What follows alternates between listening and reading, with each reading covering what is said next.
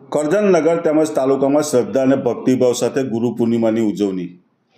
આજ રોજ ગુરુ પૂર્ણિમાના પવિત્ર દિવસ નિમિત્તે કરજણ નગર તેમજ તાલુકામાં શ્રદ્ધા અને ભક્તિભાવ સાથે વિવિધ મંદિરો અને આશ્રમોમાં ગુરુ પૂર્ણિમાની ભક્તો દ્વારા ધૂમધામપૂર્વક ઉજવણી કરવામાં આવી હતી।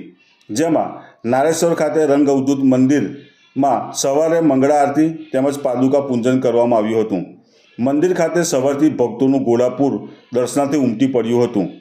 નગરમાં રામવાડી ખાતે ગોદડિયા આશ્રમમાં ગોદડી પૂજા અને ભજન કીર્તન યોજાયું, જ્યારે મિયાગામ ખાતે મનસુખરામ મંદિરમાં પાદુકા પૂજન યોજવામાં આવ્યું હતું। સાથે સાથે મંદિરોમાં અને આશ્રમોમાં ભંડારાનું પણ આયોજન કરવામાં આવ્યું હતું, જ્યાં ભક્તોએ પ્રસાદીનો લાભ લઈ ધન્યતા અનુભવી હતી। આમ નગર તેમજ તાલુકામાં શ્રદ્ધા અને ભક્તિભાવ સાથે રંગે ચંગે ગુરુ પૂર્ણિમાની ભક્તો દ્વારા ઉજવણી કરવામાં આવી।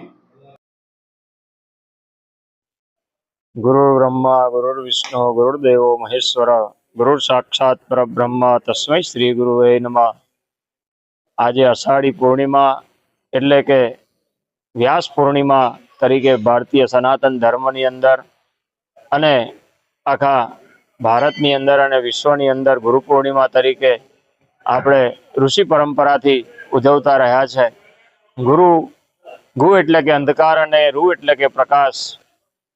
માણસના જીવનની અંદર આખા જીવન દરમિયાન કોઈ પણ એક ગુરુ હોવા જોઈએ, એ સનાતન ધર્મની પરંપરા છે। ગુરુ મહારાજ એ જીવનની અંદર અંધકારમાંથી પ્રકાશ તરફ લઈ જવાવાળા એ સંત કહેવાય।